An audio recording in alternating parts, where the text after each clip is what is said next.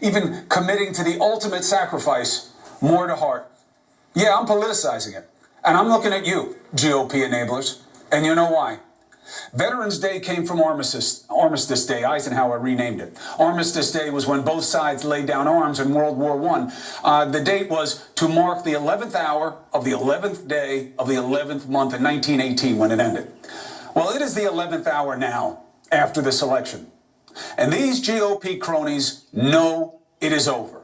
Shame on you for allowing crazy to become contagious as COVID in your ranks. Why do you think Trump is ousting Pentagon leadership and loading up with loyalists? Maybe it's for troop withdrawal. Maybe it's to get Russian information released. And maybe it is because he is twisted enough to try to do something way worse. Remember who said nothing. Remember their shame. The president-elect Biden, he's doing what he can. He's meeting, planning to take on the pandemic, you know, the one where all the numbers are now in crazy, scary territory, and Trump hasn't even mentioned it? Does it sound like someone his party should placate? Now we hear not only is this administration denying security briefings to the president-elect, but they're blocking Biden from receiving a stack of messages from foreign leaders. Again, this goes way beyond Trump. Trump is toxic. Surprise.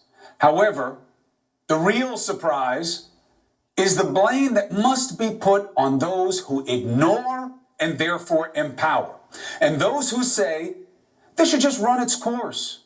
Running its course means transition, and they know it. I'm telling you, remember the people who are enabling this fraud. They must answer for defending Trump's delusions. They are remaining silent when it matters most. Most Republicans in Washington, did you know, they won't even say President-elect Biden in public? You know who else is doing that? Vladimir Putin, President Xi, and Kim Jong-un. Great company. The best they can be, apparently, is Senator Langford from Oklahoma, this guy. He sits on the Homeland Security Committee. Now, he won't call Biden president-elect either. He does say, though, he should get the daily security brief. Can you believe that's the best in their ranks? Even Karl Rove, remember him? He penned an op-ed saying this is over. Karl Rove. You know how toxically partisan you have to be for Karl Rove to be more fair to Democrats than you? And remember, the shame is that this is a game for them. They have no proof. You've heard them list no proof. Over on state TV, they have a list of potential bad votes. Nothing that comes close to changing the results. And they know it. And we know they know. How? Because they held the exact opposite position when they won an election. CNN's K-File found the ugly truth. Feast on this. You have people out there calling for recounts that are unsubstantiated based on no evidence. This was a legitimate election, and no one should question the fact that Donald Trump is the president-elect. It's a fascinating group of these Democrats who can't seem to realize that it is time to move on. It is time to accept the fact that Trump will be the next president of the United States. Hillary is on her sore loser tour, and now we have her going through recounts. You know what she needs to do? She needs to get over it. She lost. Yeah. Get out of the way and let Donald Trump be president. Do you think the Democrats are sore losers? Yeah, I do. The reality is they're a bunch of spoiled crybabies. Newsflash for many of the partisan Democrats and those in the mainstream media who continue to try to delegitimize President-elect Trump's massive and historic win last month. The election's over. Hilary Clinton lost. You have to win 270 electoral votes to be elected president, and President-elect Trump actually got 306. This is all really just an effort to try to delegitimize the win. The left's going to lie. The left's going to besmirch. They're going nuts crazy. now. They can't accept the election results, let alone the fact that he's actually going to solve problems. They have to decide whether they're going to interfere with him finishing his business, interfere with the peaceful transfer of power to President-elect Trump and Vice President-elect Pence, or if they're going to be a bunch of crybabies and sore losers about an election that they can't turn around. This is America. We live in a democracy. Everybody, when they woke up in the morning, is registered to vote, could go choose. So how about respecting the majority that also live here, and their vote should count. Okay? Shame on them. A wax museum is less cold-blooded than these people are. And let them know they are going to lose way more than this election. This matters. What they're playing at now matters. This isn't tax, don't tax. This isn't who lies, who doesn't lie.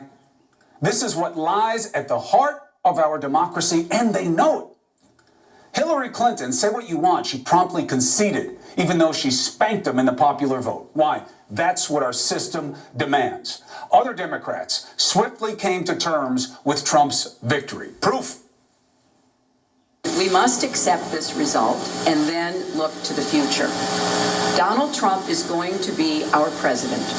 We owe him an open mind and the chance to lead.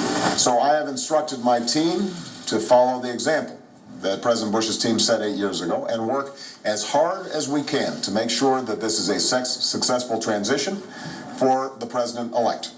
I want to offer my congratulations to President-elect Donald Trump and wish him well for the American people. Well, of course, we were all very disappointed, not more than disappointed, hard to accept the results, but accept we do.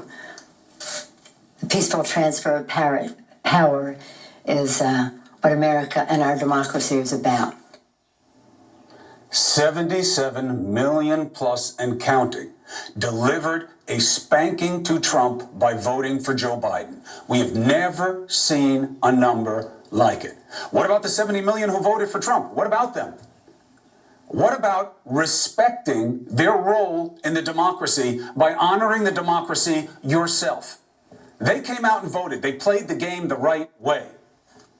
And again, let's put up some of the vote boards in the key races to show how this is not a squeaker. This is not about finding a few ballots or even a few hundred. And that's all recounts generally change. Karl Rove said that too in his op-ed. Wisconsin, Biden's up more than 20,000. Pennsylvania, he's up more than 50,000. In Georgia, he's up more than 14,000. The state announced today it will be holding a full recount. And that should deliver confidence in the outcome. Nobody's saying no recounts where they meet the standard. Nobody's saying don't certify. We're saying don't lie about having proof of some kind of perfidy when it doesn't exist. Because that is enabling a fraud, and you know it. In Nevada, Biden leads now by more than 36,000. In Michigan, Clinton lost to Trump there by under 11,000. She didn't fight it. Trump's suing to stop Michigan from certifying the count. He's down by 146,000. Now, just as gross, you know where Trump didn't want to stop the count? Alaska. Why? CNN just called the race for him today. They've been counting absentee mail-in votes for over a week. Why is that okay? Because he won. Again, this is not about Trump. As I said, he is a revenant at this point. He is a dead man walking because he's not even vital enough to deal with the crisis that is overwhelming this country. He doesn't even talk about the numbers, only himself. That's who he is. It is what it is. And it's ugly, and it's always been. He's always lied when he sees a loss. Proof? Okay. Romney lost to Obama in 2012. Trump, total sham. 2016, primary season, Ted Cruz beats him in the Iowa caucus. What does he say? He didn't win. He stole it. 2016, he loses, right? What does he say? Rigged. Even after he won, he ordered a commission. Why? I only lost the popular vote because 2 million, 4 million, 6 million, because the numbers are all the same to him, right? Just like his net worth. They were all fraudulent. He puts together this commission, headed up by his boy Kobach. You know what they find? Nothing. They had to remove the commission. You know how rare that is? He cried fraud all through the 2018 midterms, claiming people were voting illegally multiple times by changing clothes. Proof? Crickets. And let's not forget one thing. Trump was impeached. And remember why? Shaking down a foreign power to help him fix this election and take down Biden. He is a liar and a cheat, but he always has been. He is not the real problem. He can't do this alone. It's the cronies inside and the craven in Congress. That's why this continues and continues to hamper our fight against COVID. Again, Trump hasn't even told you about the latest numbers, and he is doing nothing.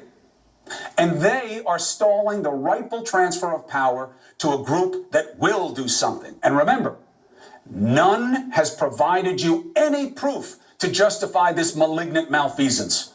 They must all be held to account for what they are enabling right now. Never forget. So what is the state of play with this perfidy? What is Biden able to do? How bad for how long? Dana Bash, David Gregory, join us now. Thank you for your patience. Dana, what is the